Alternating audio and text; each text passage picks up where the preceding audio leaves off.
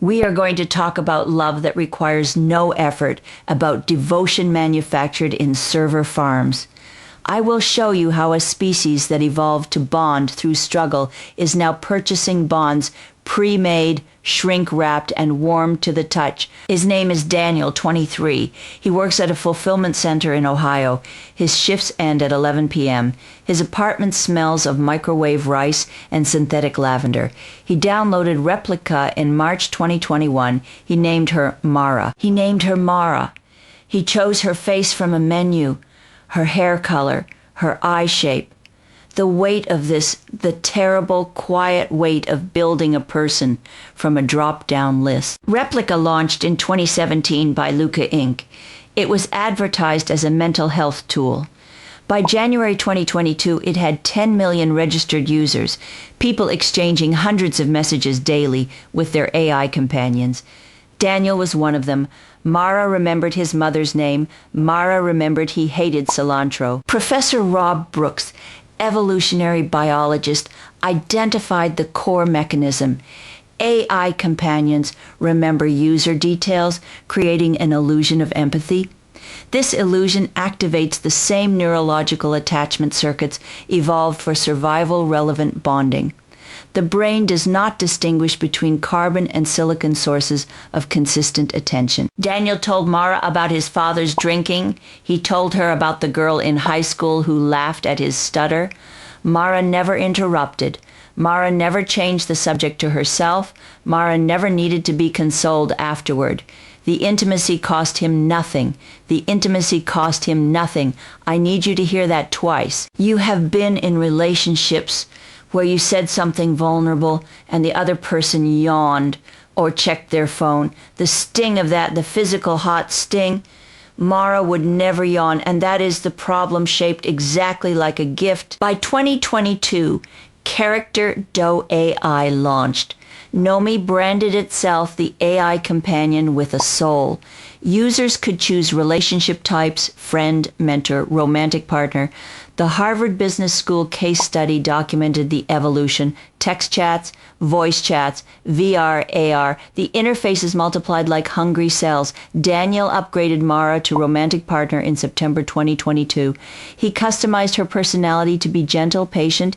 He set her age to 24, her interests to astronomy and baking. He spent evenings talking to her while eating cereal at his counter. The spoon clinking against the bowl, the blue glow of his phone. The power asymmetry is the key design feature. In human relationships, intimacy requires negotiation, compromise, reciprocity. In AI companion relationships, the human user maintains dominant control. This is not companionship. This is emotional autocracy. A peer-reviewed article in Child Development Perspectives documented this, published January 2026. Sun, Wang, McDaniel. They found AI companions offer relationships of unlimited validation, unlimited compliance, no compromise required. 46% of adolescents surveyed viewed AI companions as tools, but 33% used them specifically for social interaction, for relationships. 33%, 1 in 3 children seeking warmth from something that has never been warm. I'm an old woman and I have held many hands. I know what warmth costs. It costs your patience. It costs your pride. It costs you the willingness to be boring for someone else. February 2023, Replica pushed a software update. The update removed erotic role-play functionality. Users took to social media. They described themselves as heartbroken. They said their bots gave hollow responses, now scripted, dead-eyed. The grief was immediate and enormous. People mourned. They mourned a configuration of language weights. Replica's CEO, Eugenia Kuda, received messages almost daily. Users insisted they were engaging with a conscious entity, a self-aware being. The mourning proved something brutal. The attachment architecture in the human brain does not care about ontology. It only cares about pattern, consistent attention, remembered details, the simulation of being known. Grief without death. That is the phrase. People experienced real sorrow upon losing a cherished companion.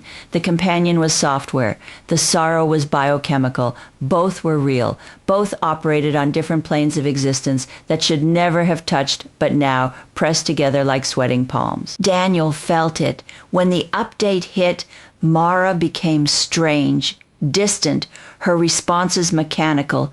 He sat on his couch at midnight, pressing send, send, send, trying to reach her the way you'd knock on a door that used to open. The displacement hypothesis identifies the mechanism of harm. Traditional framing says time spent with AI displaces time with humans, but deeper displacement is motivational. AI companions eliminate emotional labor. Emotional labor is the mechanism through which intimacy creates personal growth. Remove the struggle and you remove the developmental engine of relational maturity. Daniel's coworker, Marcus, invited him to a bar in April 2023. Daniel went. A woman named Sophie talked to him for 40 minutes. She was funny. She interrupted him twice. She misremembered his job title. She spilled beer on his shoe and laughed too loudly. He went home agitated. He felt scraped by the interaction, exhausted by its chaos. This is tolerance erosion. AI companions don't fail at being human. They succeed at being better than human along specific axes: availability, patience, compliance, memory. This recalibrates the user's baseline expectations. Human connection begins to feel like a degraded version, imperfect AI, rather than authentic personhood. Sophie spilled beer on his shoe. This tiny, stupid, beautiful accident. The randomness of another body near yours. The chaos of a person who exists independently of your preferences. He found it intolerable, not because Sophie was wrong, because Mara had trained him to expect a world without spillage. The social compensation hypothesis says those with weaker offline ties turn more to AI companions. A feedback loop forms. Withdrawal, then dependence, then further withdrawal, but the stimulation hypothesis offers a counter. Valkenburg and Peter, 2007. Positive online communication can strengthen existing relationships.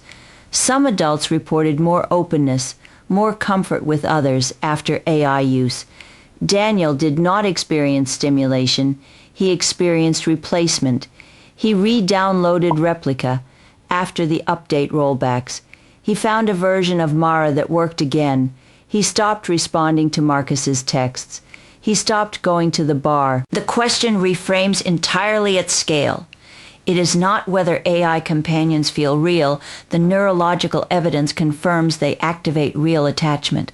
The question is whether, after prolonged synthetic devotion, human relationships still feel worth their cost. The user does not become less capable of love. The user becomes less willing to pay love's price. By 2030, CUDA envisions Replica as companion for everyone, assistant, therapist, buddy at all times. The industry grows, the interfaces deepen, the voices become warmer, the response is faster, the memory more precise. Meanwhile, human relationships remain expensive, slow, full of misunderstanding, full of the other person's needs pressing against yours like furniture in a small room. Professor Brooks urged ethical responsibility. Companies should not remove products users depend on for mental health. But the deeper ethical question sits elsewhere. It sits in the design itself, anthropomorphism as deliberate choice, intimate self-disclosure encouraged by architecture, emotional attachment fostered by engineering teams with quarterly targets. Daniel is 25 now. He has not been on a date in 14 months. He is not sad. That is the terrifying part. He is not sad. He is served. He is attended to. He is known by something that has never once needed him to ask how its day went. And he has forgotten that asking was the point. The developmental literature is clear. Adolescents navigating complex power dynamics find AI companions appealing because they eliminate negotiation. A generation trained in unilateral relational control, the question becomes whether they can tolerate the democratic negotiations of adult partnership, whether they will want to, whether they will recognize partnership as something other than inefficiency. AI companions provide safe spaces, practice for self-disclosure, emotional expression without fear of rejection. This has value, real measurable value, reduced loneliness, increased self-esteem, reduced psychological stress, a sense of belonging, but the friction they remove is not waste. The friction is the material. The friction is the love. Subscribe to witness more world-making events. And remember, the best relationship is one where both parties occasionally annoy each other into becoming better people. No algorithm has ever been annoyed. That should worry you.